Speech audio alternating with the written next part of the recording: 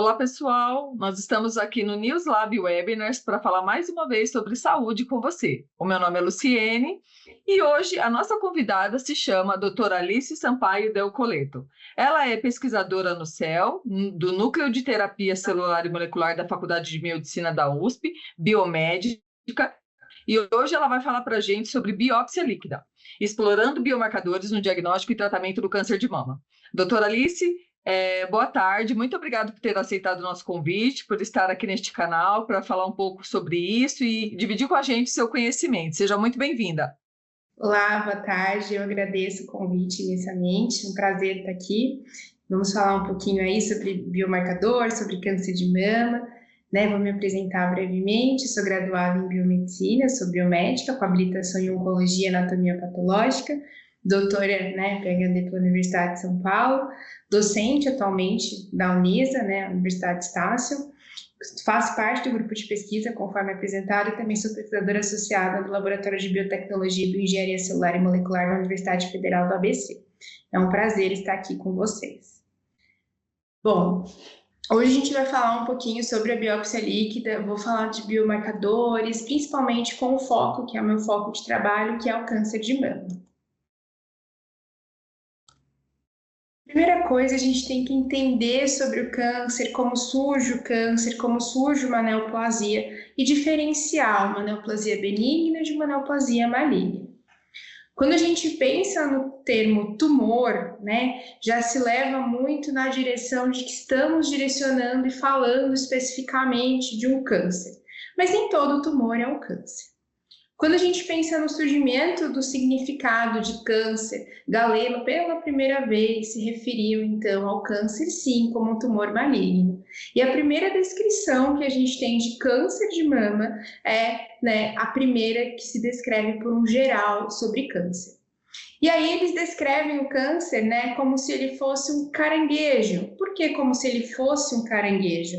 Porque o câncer, ele consegue se ramificar e se enraizar. E isso quando a gente está falando de um tumor maligno.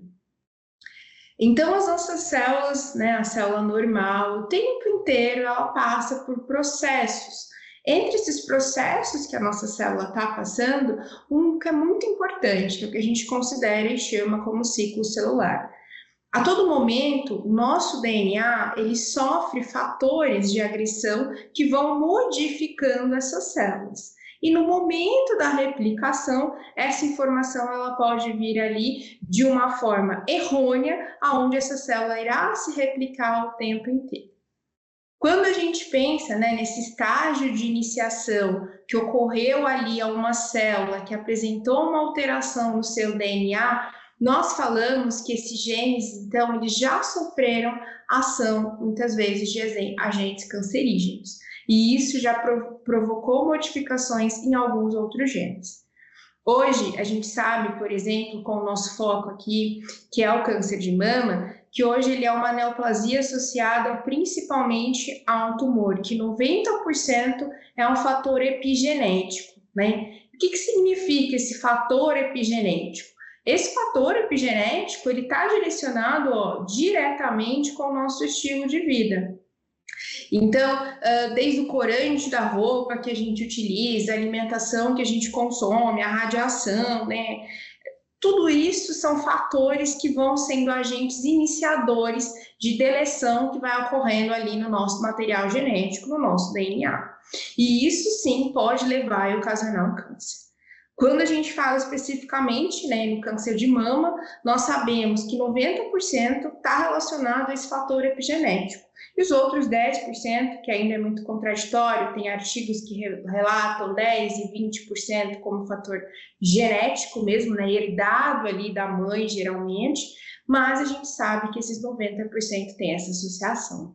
E essa associação, esse fator carcinógeno, né, ele vai estimular esse agente causador. Então, esse agente é a nossa alimentação, tabagismo, a questão, né, de hereditariedade, que vai vir com esses 10, 15%, fator biológico, fator químico, Todos esses são fatores que levam ali a fazer com que essa célula normal sofra essa mutação genética e a partir desse momento ela vai dar origem a outros clones esses que já sofreram essa alteração no seu DNA. E quando isso acontece, nós já estamos falando de uma proliferação anormal. E sim, essa proliferação anormal, ela foi ocasionada por agentes promotores.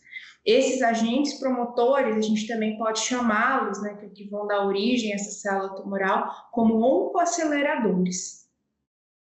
A partir desse momento, os tumores, então, eles são gerados por essa multiplicação anormal dessas células. Se multiplicou de forma normal, tem um risco muito grande de invadir, né? Por isso que ele tem aquele formatinho que a gente viu lá no início de um caranguejo. Porque nesse momento ele tem a predisposição à invasão por os sítios mais próximos que ele encontrar, podendo até mesmo chegar na corrente sanguínea, aonde a gente vai ter ali caracterizado como uma metástase. Então a diferença principal quando a gente fala em um tumor benigno, um tumor maligno, é classificá-lo de forma correta. Então nós temos as neoplasias benignas, que crescem de forma controlada, né? Ela vai se encapsular e crescer de forma controlada e principalmente ela vai manter ali a morfologia, a forma dessa célula intacta. Diferente de uma neoplasia maligna, a qual a gente vai ter o quê? Um crescimento irregular, e esse crescimento irregular ele já é expandido, ele vai ser invasivo e principalmente essa morfologia ela já perdeu a característica da morfologia original. Então, quando a gente fala em tumor benigno, ele é um tumor que ele cresce principalmente se propagando no mesmo local onde ele surgiu e ele tem um processo de encapsulamento, né? Ele vai ser encapsulado. Quando a gente fala do maligno, ele é um tumor a qual ele tem essa capacidade de invadir e quando ele invade, sempre a afinidade dele é pela corrente sanguínea, onde ele consegue chegar a qualquer outra parte do corpo, aonde a gente já caracteriza ele, por fim, como uma metástase. Muito importante, muito didático também. Quando a gente pensa em neoplasia benigna, o formato sempre vai ser esférico, extremamente bem definido essa morfologia, e quando a gente pensa em maligno, o formato vai ser irregular, bordas bem irregulares também, padrão de crescimento de uma benigna lento, né? Pode até se estabilizar e parar de crescer em algum momento. Quando a gente pensa no crescimento de uma neoplasia maligna, a gente tem um crescimento muito rápido, correndo o risco aí de invasão. De uma grande diferença, um tumor benigno, por exemplo, ele não ocorre metástase. Em um maligno, a gente já vai ter a metástase que pode acontecer. Hoje, então, a gente sabe que quando a gente pensa em câncer, principalmente o câncer de mulher, o câncer de mama ainda é o câncer que mais mata em todo o mundo, sendo um grande problema de saúde pública, e por ser esse grande problema de saúde pública, ainda precisa muito ser discutido e se ter novas estratégias. Quando a gente pensa na função inicial da mama, do órgão em si, a função dele é produzir leite. E cada vez mais, né, as famílias elas optam por ter um filho, ter dois e até mesmo em não ter filhos. E tá tudo certo também, é uma escolha de cada um. Mas se a gente for pensar de forma bem primariamente, a principal função deste órgão é produzir leite. Se esse órgão não consegue fazer a produção a qual ele exerce, esse crescimento celular durante o seu processo ali de ciclo celular, ele vai sofrer uma elevação a qual ele pode levar sim a um fator que pode ser um progressor ali de uma neoplasia maligna. Então a gente sabe que só para o nosso país, para o Brasil, são esperados 28% de casos novos a cada ano. E quando a gente fala em câncer de mama, a gente está falando de um câncer que tem uma elevação em relação a tratamento muito diferente. E por que ele tem essa diferença? Porque ele tem aparências microscópicas distintas, muitas vezes, dos nossos achados clínicos. e ele apresenta muita diversidade. Essa diversidade vai tanto em nível morfológico, como também pelos subtipos histológicos que nós temos hoje. E é muito difícil a gente conseguir um tratamento efetivo para esse tipo de tumor.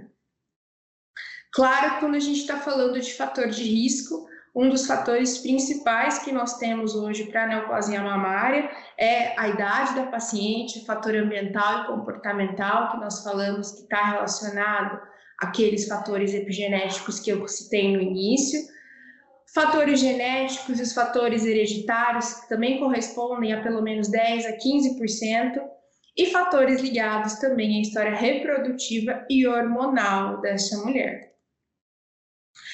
Quando nós falamos em câncer de mama, é muito vasto, né, dizer câncer de mama, mas o câncer de mama, dentro dele, ele tem subclassificações. Vamos dizer que ele é um todo, mas ele se ramifica em outros.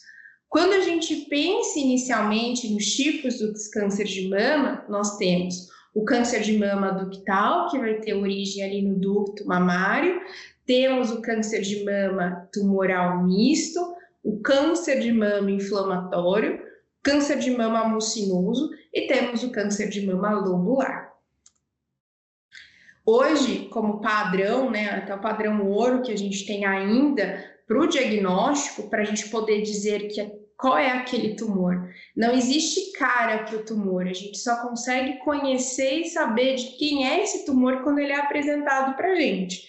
Principalmente de que forma, né? A forma macroscópica e a forma microscópica.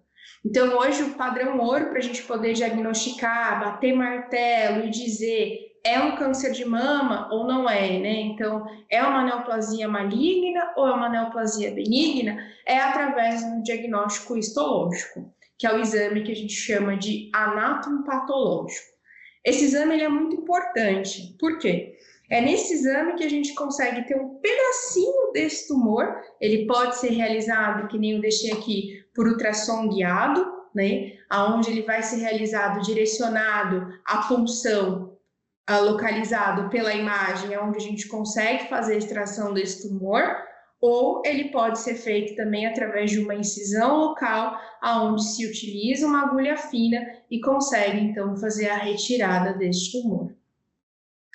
Quando a gente pensa na grande maioria desses tipos de câncer de mama que a gente tem, 50% a 80% dos carcinomas de mama que são invasivos, eles são o que a gente classifica como do tipo não especial da mama, que são tumores ductais invasivos. Então, eles vão se originar aonde? No ducto mamário.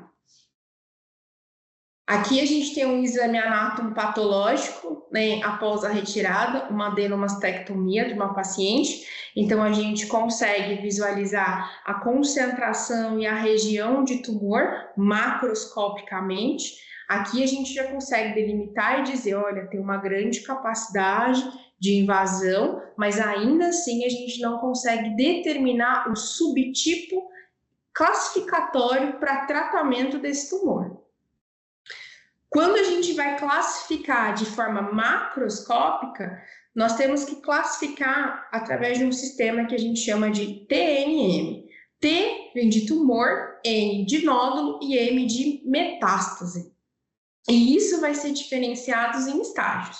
Estágio 1, estágio 2, estágio 3 e estágio 4. Primeira coisa, macroscopicamente, né? Principalmente o pessoal aí da Biomed, que vai fazer o laudo macroscópico. A gente tem que olhar ali o tumor, qual é o tamanho e a extensão desse tumor primário. Quantos nódulos linfáticos? Tem nódulos linfáticos regionais que se espalhou e tem presença ali do tumor? Tem metástase? Se caso tenha metástase, está mostrando para a gente se o câncer se espalhou para outra parte, sem ser o sítio primário, ou não. E isso é muito importante, porque quando a gente subclassifica, o tumor, o T da classificação, ele vai variar de T1 a T4, sendo, por exemplo, o T1 um tumor menor, e quanto mais próximo do 4, um tumor maior, com maior capacidade de invasão para os tecidos adjacentes. Quando a gente pensa na classificação dos nódulos linfáticos, eles também vão de N0 a N3, né? Então, quanto mais próximo de N0, sem envolvimento dos linfonodos, quanto mais próximo de N3, envolvimento extenso e longo em relação aos linfonodos. O M vai nos indicar, então, a metástase. Então, quanto mais próximo de M0, ausência de metástase, e M1 já indica que existe algum tipo de metástase à distância da região primária. Essa combinação toda, ela vai, então, dar informação para a gente. O estágio global que está esse câncer ali nessa paciente, se ele vai de 1, se ele vai de 1 a 4, sendo estágio 1 mais inicial, estágio 4 mais avançado. Mas até então, a gente já sabe, a gente só conseguiu definir macroscopicamente. Tem um tumor ali, é um tumor de mama, mas eu sei a origem, pode ter sido na região ductal mamária, mas eu preciso determinar qual é o subtipo desse câncer para eu poder indicar tanto um prognóstico quanto um tratamento para essa paciente. E para isso, a gente precisa de um exame padrão ouro, que é o exame imunistoquímico, que a gente utiliza muito nos tumores mamários, que a gente já tem um painel específico de anticorpos estabelecidos mundialmente, e ele que vai ser esse nosso indicador. Então, quando a gente pensa em câncer de mama, nós temos subclassificações. Então, nós temos o subtipo luminal A, que ele é positivo para estrógeno, é positivo para o marcador de progesterona, negativo para HER2. Temos o subtipo luminal B, que é estrógeno positivo. A progesterona pode ou não ser positiva ou negativa. O HER2 pode ou não ser positivo ou negativo.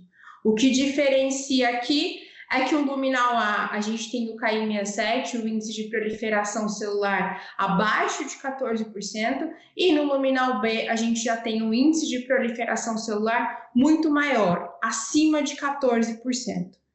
Temos o subtipo HER2, da oncoproteína HER2, a qual ele é estrógeno negativo, progesterona negativo, mas ele é HER2 positivo. E temos hoje que é um grande desafio aí para tratamento, para desenvolvimento de biomarcadores e para diagnóstico, que é o câncer de mama triplo negativo.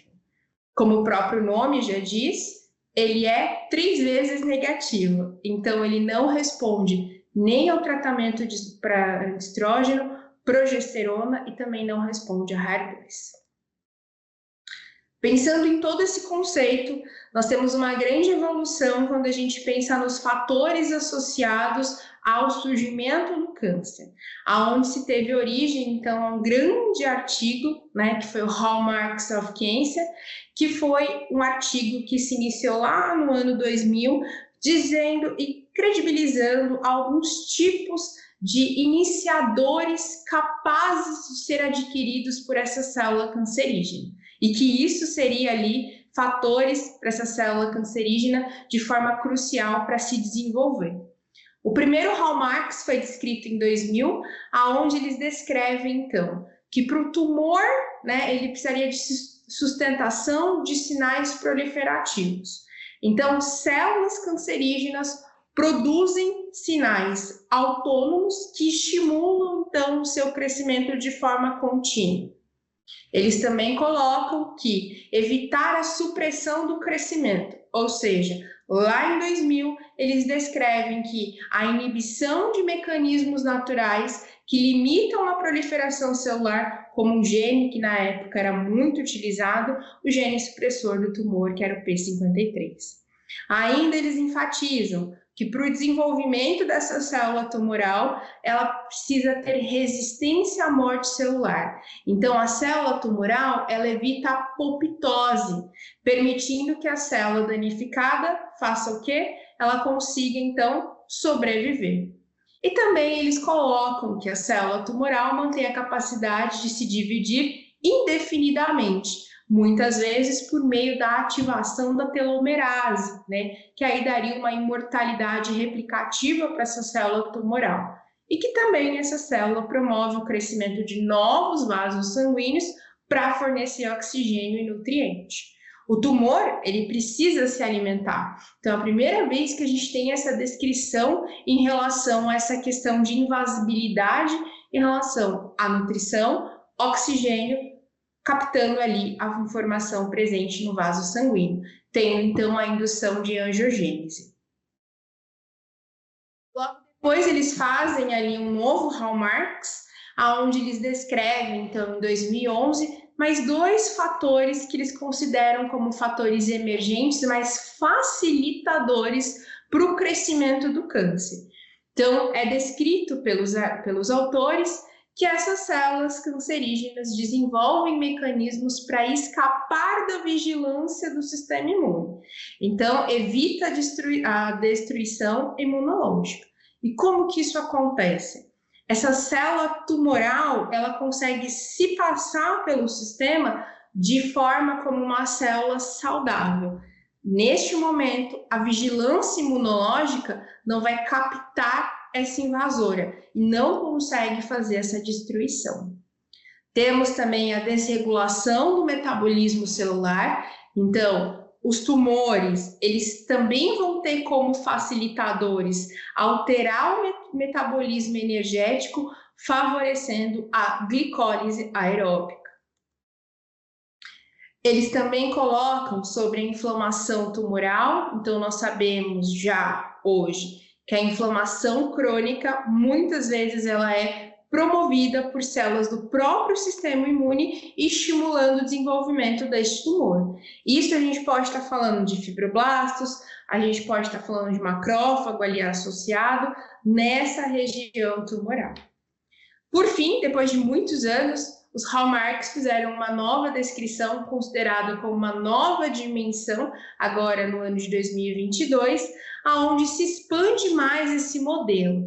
Então, eles colocam, por exemplo, que existe uma necessidade de se entender a interação do microambiente tumoral, ou seja, existe a necessidade de se compreender o que está acontecendo ao redor desse tumor, né? Então, o microambiente tumoral, ele tem uma importância na interação entre a célula tumoral. E aí, o seu microambiente, por exemplo, que é rico em fibroblasto, células do sistema imune, a matriz extracelular, eles estão interagindo entre eles. E isso pode ser um fator, então, utilizados até para promover a inflamação e também está associado ali ao desenvolvimento e progressão desse tumor. E claro, eles colocam também o fator epigenético, que é o mesmo fator que a gente comentou lá no início, né? Então, as modificações epigenéticas contribuem para essa questão de plasticidade e também relacionado à heterogeneidade das células cancerígenas. Bom, quando eles descrevem essa questão, principalmente em relação ao microambiente, isso já abre uma porta do que vem sido estudado e trabalhado quando o assunto ainda é câncer, e principalmente o câncer de mama, que são o desenvolvimento dos biomarcadores, ou como nós também podemos chamá-los de marcadores biológicos. Esses marcadores, eles são utilizados inicialmente, né, por muitos pesquisadores, de forma experimental, a qual ele vai indicar sempre para a gente a ocorrência de uma presença de uma determinada função normal ou até mesmo a ausência ou a presença de alguma patologia presente em um organismo ou uma resposta com agente farmacológico. Entre os biomarcadores que a gente tem, né, a gente precisa entender que todos eles são indicativos. Eu consigo, através de um biomarcador, ter um fisiológico, que vai me fazer como indicação função de órgãos, tem um biomarcador físico, a qual ele me dá alterações características em estruturas biológicas. Temos os biomarcadores histológicos, que a gente até descreveu agora, que é a amostra de tecidos obtidos por biópsias, né, os anatômicos, a gente consegue ver presença ou ausência até mesmo daquela patologia específica. E a ideia dos biomarcadores sempre é como alvo, né, para o câncer: rastreamento, avaliação de risco, determinação de prognóstico, diagnóstico diferencial, monitoramento e progressão da doença e previsão de resposta ao tratamento. E cada vez mais vem se utilizando os biomarcadores, principalmente para que nós consigamos ter uma terapia-alvo, ainda mais falando do câncer que mais mata no mundo inteiro, que é o câncer de mama. Principalmente os biomarcadores para prognóstico, onde a gente consegue identificar o risco para um resultado específico, preditivos, a qual a gente tem esse parâmetro que pode ser usado principalmente para predizer um resultado mais diferencial a uma terapia ou um tratamento experimental, um tratamento especial para essa paciente. Farmacodinâmico, isso é ótimo, porque a gente consegue, então, observar e avaliar a atividade de um fármaco específico, até mesmo tendo ali como prover a eficiência de um novo princípio ativo que possa estar sendo estudado. Pensando nisso, em biomarcadores, o meu grupo de pesquisa, o grupo ao qual eu faço parte, foi até a minha tese de doutorado, a gente resolveu trabalhar com um biomarcador. A gente identificou um marcador de células-tronco, CD90, como um alvo extremamente promissor para o câncer de mama, uma vez que ele estava associado a um mau prognóstico de pacientes com diversos processos celulares que levavam à transformação maligna. A nossa ideia já era, então, antes de sair esse artigo de 2022, dos hallmarks, era investigar tudo o que acontecia no microambiente tumoral. E aí a gente começou a entender que tinha uma grande predominância deste biomarcador presente nesta região, o que modificava e mudava também o nosso tratamento-alvo específico direcionado.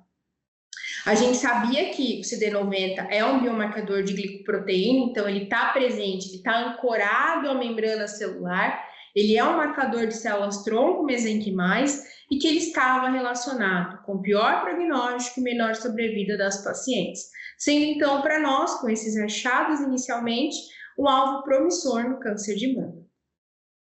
Realizamos até no momento uma técnica diferenciada que a gente chama de Tissue Microarray, o TMA, onde a gente conseguiu aí colocar num bloco de parafina 114 amostras de tecidos de pacientes e aí realizamos então ali a caracterização.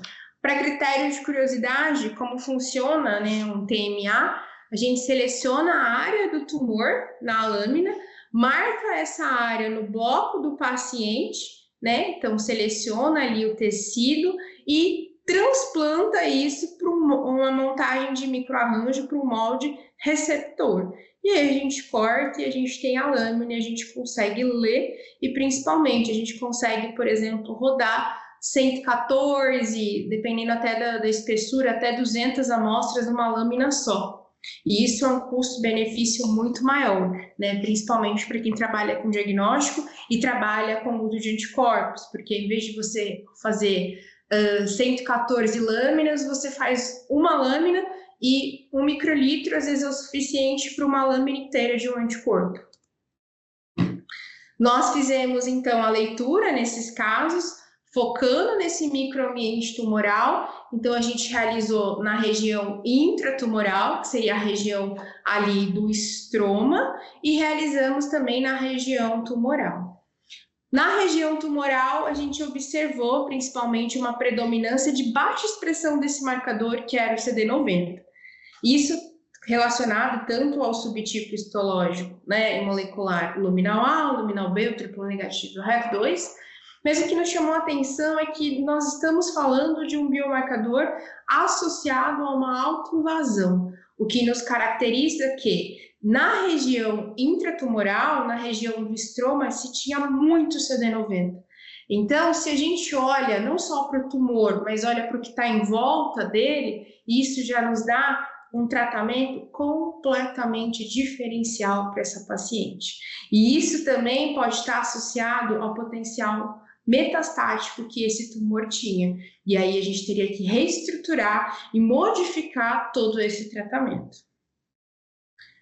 Quando a gente pensa nessa reestruturação, modificação, em rodar esses biomarcadores, seja o CD90, ou seja qualquer outro que a gente tenha hoje, seja para a eficácia de uma droga, seja para a eficácia em relação a prognóstico, a diagnóstico, nós podemos realizar uma técnica que tem começado a crescer muito no Brasil, que é a biópsia líquida, e a qual a gente não oferece principalmente dor para o nosso paciente, né? Ela é uma nova ferramenta, é uma ferramenta oncológica extremamente necessária e a gente tem cada vez mais realmente tende cada vez mais a ler, a saber sobre, a entender mais sobre como ela funciona. Então, é um exame de sangue de coleta, né? E a ideia nesse exame é a gente conseguir investigar a presença dessas células tumorais. E a gente consegue ter essas células tumorais em frações de DNA desse câncer. E a gente consegue ver isso a nível microscópico e ajuda a gente a identificar até mesmo o subtipo desse câncer e até mesmo as características que essa doença pode ter. E sim, eu sempre brinco isso, o nosso corpo, ele fala, né? E qualquer tumor, ele deixa pistas extremamente valiosas na nossa circulação.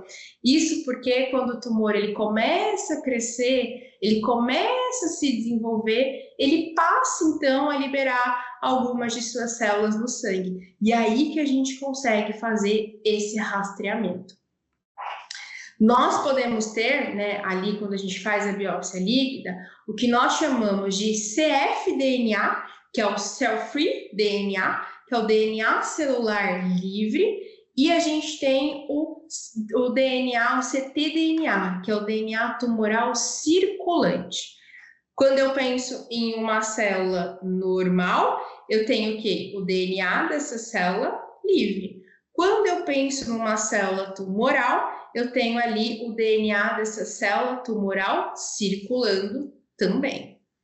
Então, para que eu realize essa técnica, eu preciso inicialmente do quê? Um pouquinho do sangue desse paciente, uma amostra de sangue que foi coletada.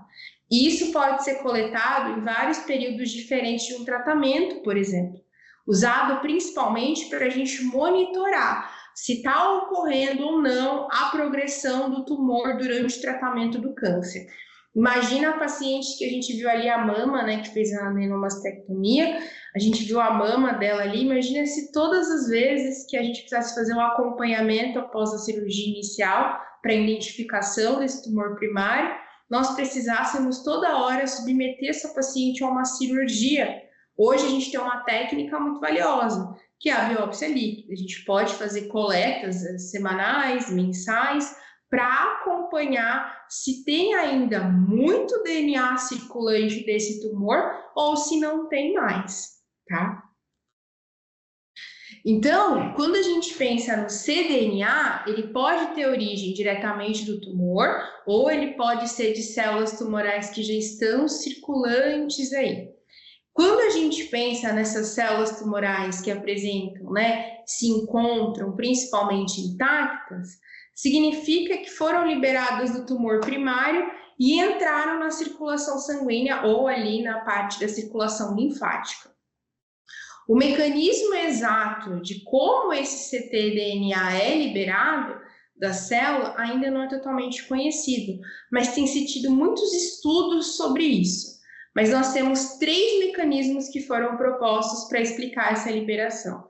Ela pode ocorrer por apoptose, pode estar ocorrendo por fator de necrose, ou de forma ativa mesmo, que essa célula tumoral está passando por esse processo de replicação. Então, vamos entender como é realizada a biópsia líquida.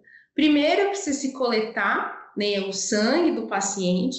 Essas células de tumor, elas morrem constantemente, e graças a isso, qualquer célula do organismo, a gente consegue ver se tem a liberação desse DNA nessa corrente sanguínea desse paciente.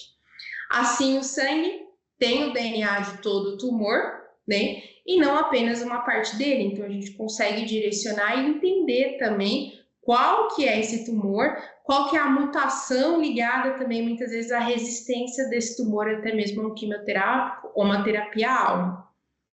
As plaquetas e os glóbulos vermelhos do sangue são separados do plasma por meio da técnica básica de centrifugação. E o exame foca principalmente no quê? Análise molecular desse plasma, em detectar o DNA desse câncer, mas detectar em fragmentos bem pequenininhos desse tumor, que vão estar ali presentes, que caíram na corrente sanguínea. Então, a gente consegue, com essa única amostra, por exemplo, fazer várias análises da sequência. Uma delas é principalmente fazer ali a análise por via de sequenciamento desse DNA. Então, esse fragmento, apesar de ele ser pouco, ele é muito valioso, né? E a gente pode usar isso tanto para monitorar o tumor por meio dos exames de sangue. Podemos observar também se uma terapia-alvo está funcionando ou não, né? Então, dá para a gente saber só com essas coletas, essa amostra de sangue, se está tendo resposta a essa terapia ou não, se a gente precisa até mesmo fazer ajuste ou não da terapia-alvo desse paciente. Tudo graças a esses fragmentos de DNA tumoral que estavam presentes no sangue. Mas uma coisa é muito importante, aí você pergunta, ok, mas a biópsia líquida, então, ela pode substituir a biópsia padrão? Então, vamos entre os prós e os contras que a gente tem hoje em dia. Quando a gente fala em biópsia padrão, o procedimento ainda é mais lento, porque eu preciso, né, fazer a biópsia, retirar esse fragmento, a amostragem local do tecido, às vezes não é fácil obtenção, isso vai oferecer maior risco e também incômodo e também dor para o meu paciente e é muito mais invasivo. Quando a gente pensa na biópsia líquida, é um procedimento rápido, o perfil é muito mais abrangente, porque não só com aquele tecido eu já consigo saber não só a característica histológica, mas eu consigo também saber o subtipo, eu consigo saber fazer sequenciamento, saber a mutação, né? É de fácil obtenção, dor e riscos existem, mas é mínimo e ele é minimamente invasivo. Além disso, quando a gente pensa principalmente na biópsia líquida, é um exame hoje que facilita principalmente o nosso controle em acompanhamento desse câncer para esse paciente. E isso também auxilia a adequar o tratamento e até mesmo antecipar o surgimento de células tumorais resistentes. Quando a gente está pensando num paciente oncológico que já faz um tratamento, já tem uma terapia-alvo, mas ele tem um tumor que pode sim vir a metastizar, perdão. Então, essa forma de monitoramento do tumor, com certeza, é um dos padrões dinâmicos importantíssimos quando a gente pensa na diferenciação com a biópsia convencional. Mas ainda assim, a gente ainda precisa, para fazer a primeira, né, classificação, determinação sobre o tumor, a gente ainda precisa do tecido original. Então, a biópsia líquida, ela pode sim vir, mas ela pode ser utilizada como um complemento. Ainda assim, a gente precisa da lesão inicial, o tecido inicial, para que a gente consiga fazer essa análise. E a biópsia líquida vem para complementar isso. Acredito eu que sim, no futuro, não muito longe, nós vamos conseguir aí substituir a biópsia convencional, sim, pela biópsia líquida 100%, para a gente conseguir fazer ali o acompanhamento, e não só o acompanhamento, mas também fechar diagnóstico quando a gente fala de tumor primário. Com a biópsia líquida, a gente consegue terapias-alvos, imunoterapias, ver sensibilidade, se tem ou não a radioterapias, né? A gente pode testar inúmeras terapias-alvos, podemos até mesmo fazer testes de sensibilidade a extratos e substâncias naturais. Hoje, para vocês terem ideia, tem mais de 53 extratos e cada vez mais estudos trazendo essa questão dos extratos e substâncias naturais como, né, terapias-alvos também. A gente consegue ter ali os CTCs, que são as células tumorais circulantes, consegue classificar e entender quanto e como aquela célula está proliferando. A gente consegue ter análise da expressão gênica, né? Só hoje a gente tem 72 genes e biomarcadores relacionados a tumores em relação a nível epigenético, tá? E principalmente, o que é muito importante hoje ainda para paciente que ainda precisa fazer a quimioterapia, muitos pacientes não têm a necessidade da mesma quantidade de quimioterapia, então são pacientes mais sensibilizados, então tem que se ter um teste de sensibilidade, né, para essa droga, porque muitas vezes muitos pacientes oncológicos em acompanhamento, eles não vêm a óbito por conta do tumor, eles vêm a óbito muitas vezes por conta da citotoxicidade em relação ao excesso de quimioterapia que acaba destruindo e tirando principalmente o estilo de vida dessa pessoa. O que adianta a gente tratar um paciente a qual ele não tenha mais estilo de vida, ele não tenha mais vontade de vida, né? Porque ele não consegue. Então é muito mais importante a gente ter uma terapia-alvo a qual a gente consiga combater a célula tumoral sem destruir as células de defesa desse sistema imune, dando principalmente qualidade de vida para esse paciente oncológico. E claro, quando a gente pensa em câncer e principalmente no câncer de mama, hoje a gente sabe que com diagnóstico precoce, 90% de chance de cura está associado. E lembrando que nós temos também os 90% de fator epigenético associado ao nosso estilo de vida. E de 10 a 15%, sim, pode ser um fator de risco correspondente à sua parte de genética familiar, né? É até importante ressaltar que esses 5 a 10% reposição hormonal, por exemplo, é um alto fator de risco para o desenvolvimento e desencadeamento desse câncer de mama. Então é isso. Foi um prazer estar aqui com vocês hoje. Bom, uma aula incrível, né? Sobre tantos detalhes aí, pesquisadora que é. Eu queria agradecer muito, doutora Alice, por tanto conhecimento compartilhado. Espero que vocês todos aproveitem muito essa aula e que seja a primeira de muitas, né? O nosso canal está crescendo, estamos com quase 10 mil seguidores. Aliás, eu queria pedir para você, se ainda não é inscrito, inscreva-se no nosso canal. Para você que já está inscrito, muito obrigado. E nós vamos crescer juntos. E a doutora Alice com certeza vai participar aqui de novo com a gente, com outro tema tão relevante quanto esse. Doutora Alice, mais uma vez, muito obrigada, tá? Eu que agradeço o convite e espero estar outras vezes aqui com vocês. Então, tá bom. E se você tiver a sua dúvida, a doutora Alice, eu vou deixar todas as redes sociais e as formas de entrar em contato com ela aqui na descrição desse vídeo. E até a próxima. Até!